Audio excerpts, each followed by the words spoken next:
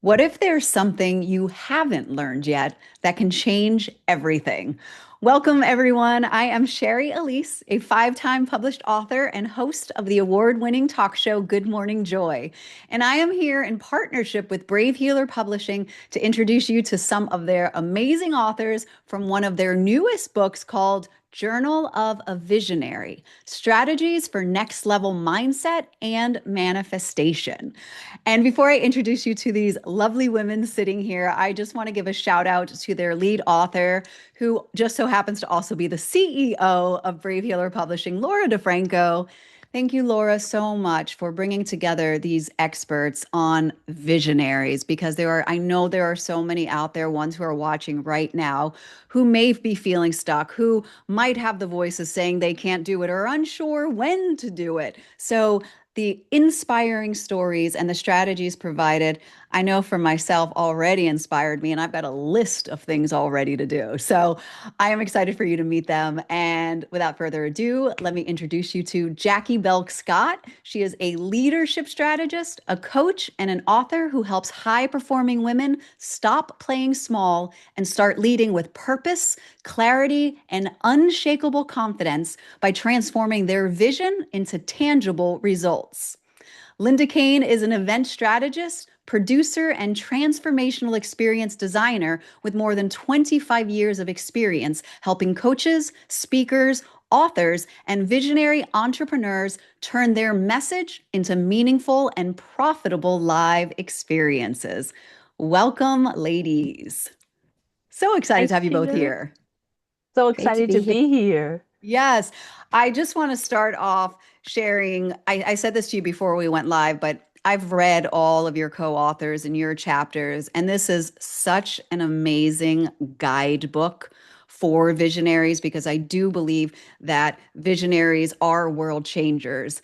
And when we can open up a space for them to be able to unlock their potential, which is the things that you have provided, our entire world will be impacted in the greatest way. So, first, thank you for doing the work that you do in the world.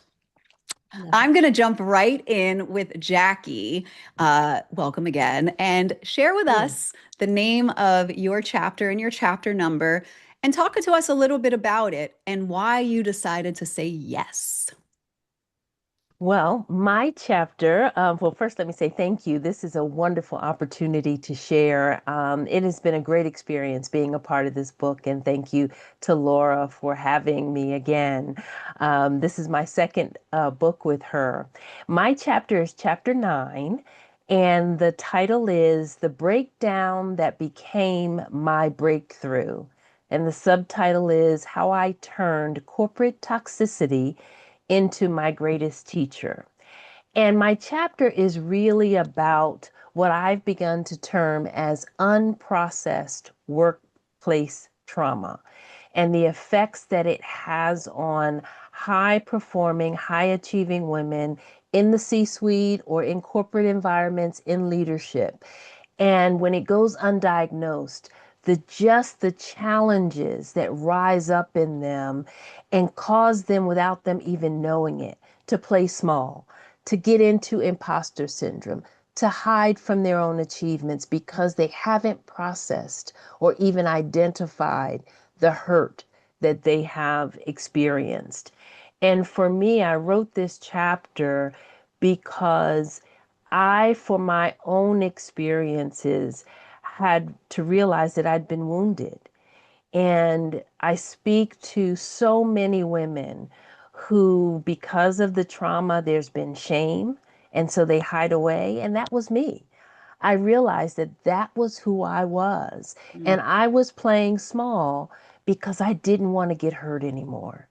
And I didn't have the tools to get myself out at the time. And so I did the work.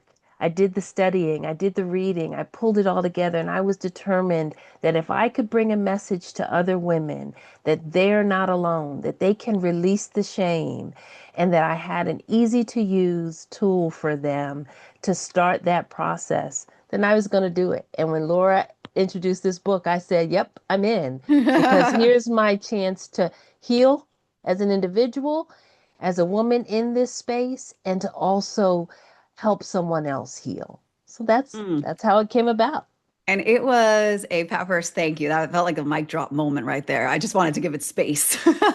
But honestly, you don't often hear, or I haven't, I can only speak for myself, of workplace trauma. We hear about all the other different kinds of trauma and the ways that shows up in our own lives to have us play small, to do all that. But as I read your chapter, I thought specifically, not to call my mom out, but I thought specifically about her and watching as a young child how she went from workplace to workplace and always experienced what seemed like the same challenges. And it just reminded me of, if you haven't, like you said, processed and healed, you carry that with you Yes. and you end up showing up as all of those ways that you described. Um, so thank you for doing that. Absolutely. Absolutely. And very honestly, I wanted to save women's lives because as I began to realize what trauma, and even this kind of trauma, the stress that we hold in our bodies, Mhm. because we talk so much about being resilient. And so we figure if we can go from workplace to workplace and we can tuck it away, we're resilient. But then our blood pressure is going up. We're having heart disease. We're having strokes. We are just exhausted. Relationships are falling apart. And we don't know why. And it's because we're tucking all of our identities away because of the trauma we've experienced. So it literally is life or death because look how much time we spend at work. Yeah. These are the places that we then carry with us those experiences into our homes, into our community relationships, and they show up in ways we don't even realize. Yeah. And I think that's what you brought to light because it really had me self-reflect on, well, in what ways are you, or the areas that I'm aware that I show up, does that have any relation to things that I've done in the past that maybe I hadn't thought about work related? So I'm excited for people to read your Thank chapter. We'll you. talk a little bit about it more in just a minute. Linda, welcome. Share with us the title of your chapter and your why behind writing it and share a little bit about it. Sure. So my chapter is called The Power of the Room, How Visionary Leaders Design Transformational Experiences. It's chapter 20 in the book. And the reason that I wrote the chapter and the reason that I joined the Visionary book, in working with Laura, I've been a producer for events for over 25 years. We've produced over 1,400 events around the world, anywhere from 10 in a room to 1,000 in a room. And our clients have, collectively over the course of the 25 years, had $140,000 in profits. And the reason that I do this is not because of the money. The money is great that clients make. And the reason that I do it is because every time you host a room, it's not about the event. It's really about the one person in the room whose life you changed. And as event hosts and event leaders and visionary leaders, we don't often realize how we've impacted that one person.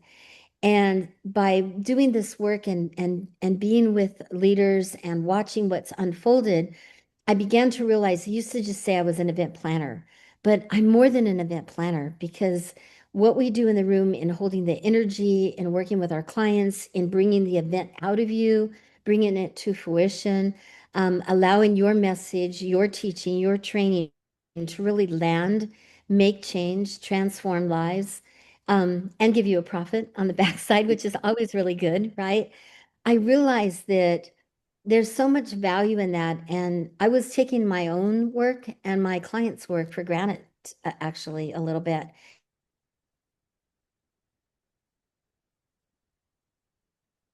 Being a planner is so much more. We are part of the transformational purpose and the transformational work that's being done in the world.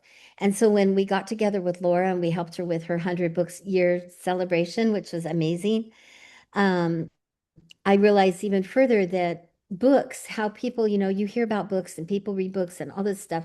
But I think about the books that I've read in my life that really mattered to me and helped me to have a transformation. There's nothing like having that, hardcover or paperback book in your hand.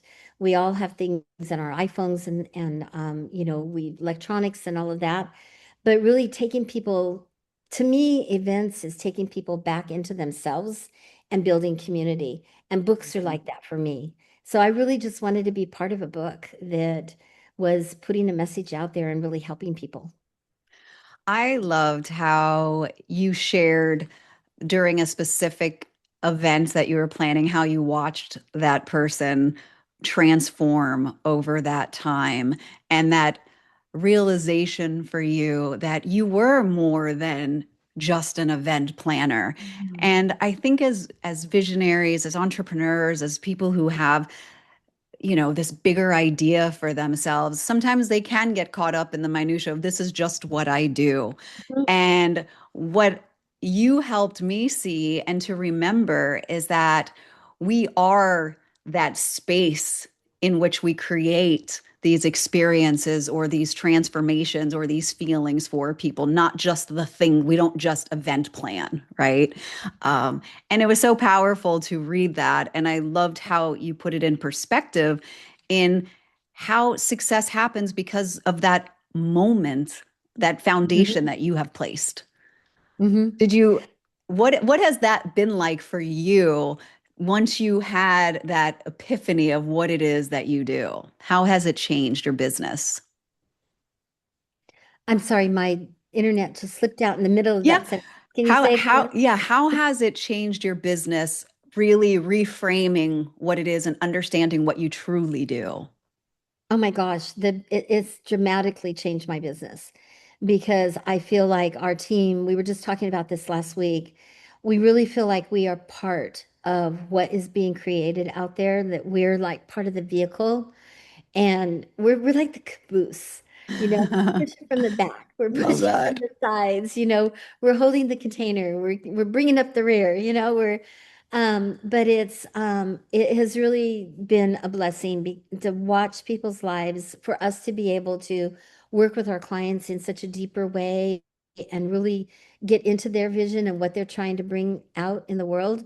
There's really no words for it. It really has changed. And then my own journey that I've been on, just looking at how I show up in my leadership in my team and with my Mhm. clients is also another part of that. Just really stepping into the vision of what does it really mean to be a visionary leader, Yes. to And I think continue. it almost gives you a North Star. Like there is that why behind what you do. And I think as people who are visionaries who maybe get all these downloads of all these different ideas and which are we going to implement and what are we going to just let go? It's almost, I think when you defined what it is that you truly do, that Mhm. what that does is it allows a visionary maybe to align their values and go, is this idea in Mhm. alignment with, how I see myself and what it is the work that I do in the world? And so I just got that from reading your chapter. Oh, thanks. Yes. I think the biggest thing for me is when I'm working with a client and they've come to me and they're bucket and they can't formulate it. So then I have the opportunity of taking all those ideas and putting it into a framework for them.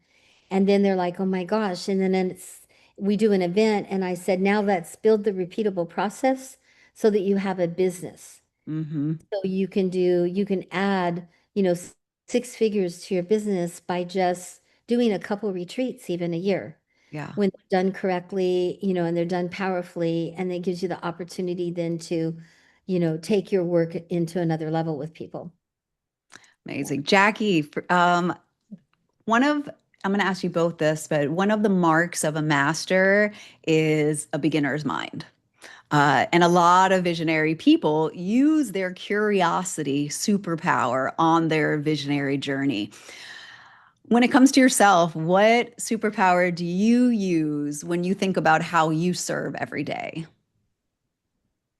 Wow, that is a great question.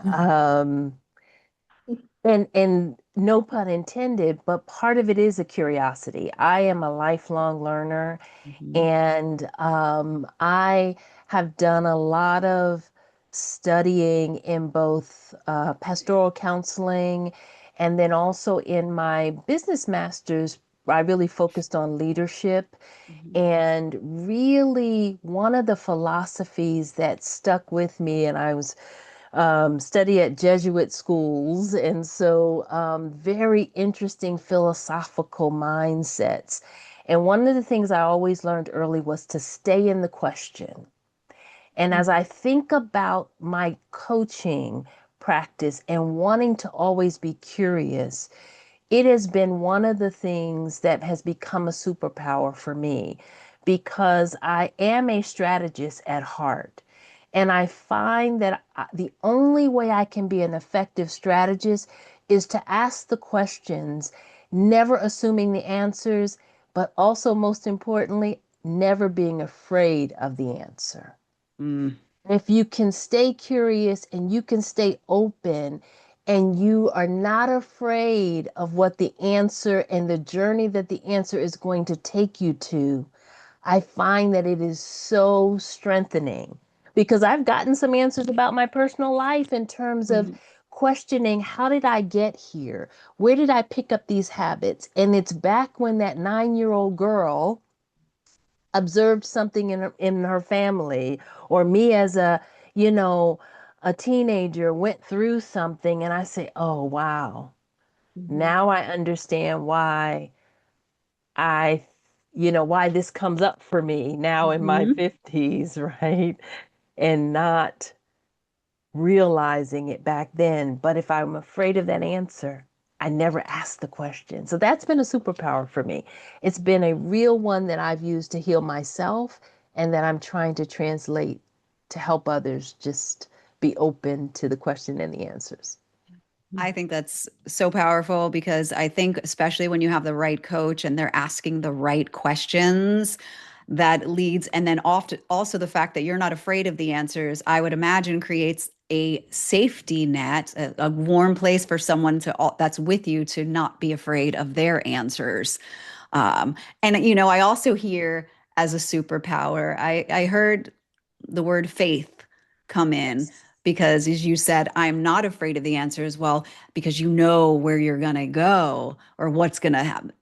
Right. That just I hear faith You in just there. have the faith, and that's Yeah. one of the things that's guided me so much is my faith. And you don't always know, right? You have to just trust and you ask the questions and you do the searching. And then you have to kind of pause and wait and Yeah. listen. And trust. And sometimes you don't hear anything and you have to wait some more, Oh, I know. or you hear something and you don't think that's what you want, but you're just like, like, okay, if that's the answer. Yeah, no, like no, there's got to be another There's try. gonna be Come on, another give another try. Like, answer. come on, Yes, so funny.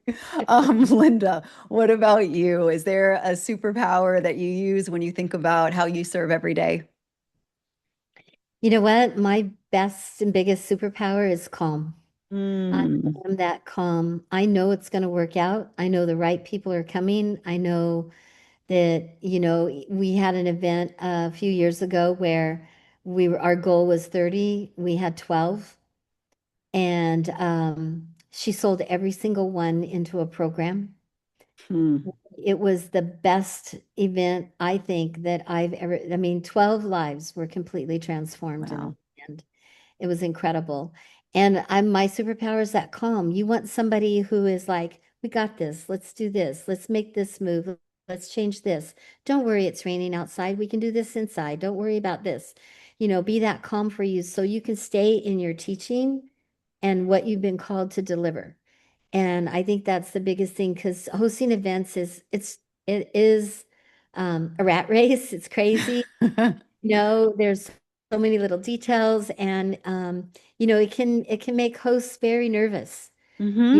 I've Especially been if you're there. doing the first one or two, right? Yeah. Read about every little thing. So to have somebody who's just along beside you, just being calm, and some of my clients call me Event Mama. Event Mama's taken, otherwise I would grab it. But ever since I was little, I started working in events when I was 14 at a catering company and doing dishes and things like that. And then graduated to actually bringing clients in and running events, health practitioners, just all kinds of people through the work that we've done. And in the last few years, it's been a focus really on coaches, authors, and speakers. And that's a harder industry because the cash flow is always up and down. Their clients are either there or not. They're always switching and changing and growing. And so there's a lot of movement that takes place. So for me to be able to step in and be the calm and the resource is, I think, very powerful. Superpower. It is a superpower. I've run events for my old company, and yeah, you didn't want to see me. And they always worked out. They were always amazing, but it Yeah. was I to have had someone like you to be like, we got this, you know? So yeah, cake. What is the most for someone that's watching right now and I know they're going to grab a copy of the book if they haven't already. What is the most important thing that you want them to know about how visionary leaders design transformational experiences? Oh gosh, that's a great question. I would think if I had one thing to tell people is when you're going to do an event, don't worry about what Patty did, George did, so and so did. Go to your heart. What is it that you really want to bring forth? What's the fun things you do? What are the things that you like? Don't think, oh, I have to put my event together this way because. Really and truly, you're a visionary. What is your vision? How do if you're going to go to your event, what do you want it to be like? How do you want to experience? And start from there. And like, if you like riding horses, we'll go horseback riding.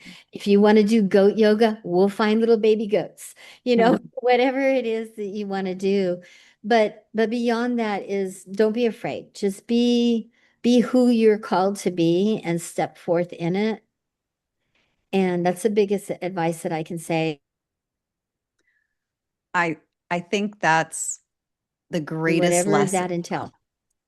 Yeah, sorry. I think that's the greatest lesson that any of us can hear, visionary or not, is to always return to self and check in and be yourself.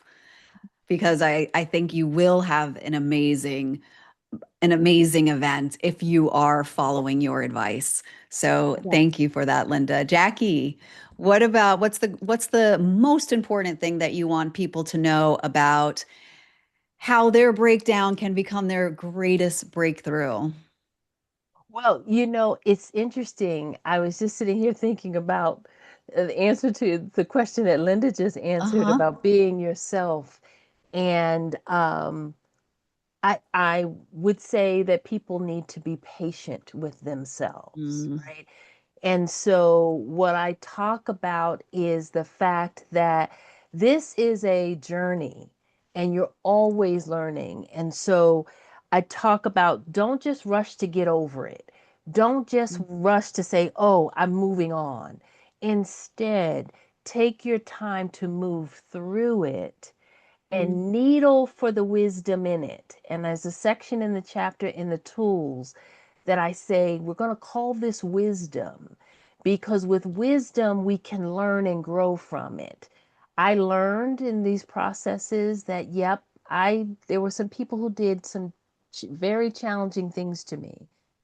And yet I stayed in the question to say, and yet why did it cause me to have this reaction? What is that wisdom telling me to build strength and resiliency so that I can move forward? Why did I decide to just play small and hide in shame instead of fight back? What was it? And now, so I want people to know that this is designed for them to really be able to process without shame, without fear, without fault, without pointing a finger, because there's wisdom in all of the things that we go through, and they're worth the digging and the mining mm. for it. Uh, mhm, yes, offering ourselves grace in those Yes. moments and the patience to, like you said, to not push through it and mhm. just because then you end up, sorry, mom, repeating Yeah. the same things though again and again. Right. And Right. I want to say, Jackie, that your vulnerability and sharing your story and what you personally felt and owning that and not being afraid. Like there are going to be so many people that read that and are going to feel less alone because you shared your story. Honestly, like I felt that. I was like, this is powerful right here. And the courage to not falter, to transform, as they say, your pain into your purpose now. Mm-hmm.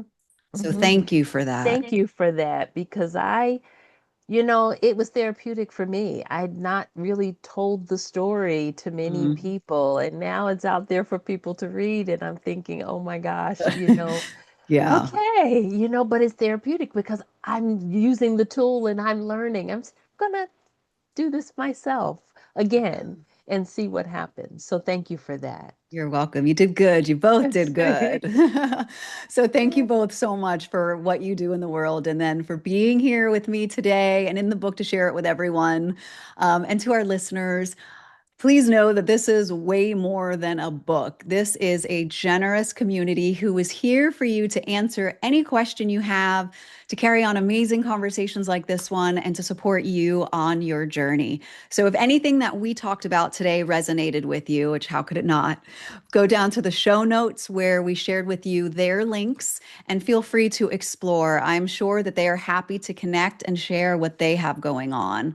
And of course, we hope that you hop on over to Amazon and grab your copy of this book today. The link is also below. And lastly, the Brave Healer community wants you to remember your words will change the world when you are brave enough to share them. It's time to be brave. We'll see you next time, everyone. Thank you both so much. Thank you, everyone. Thank you, Thank Sherry. you. Thanks, Linda.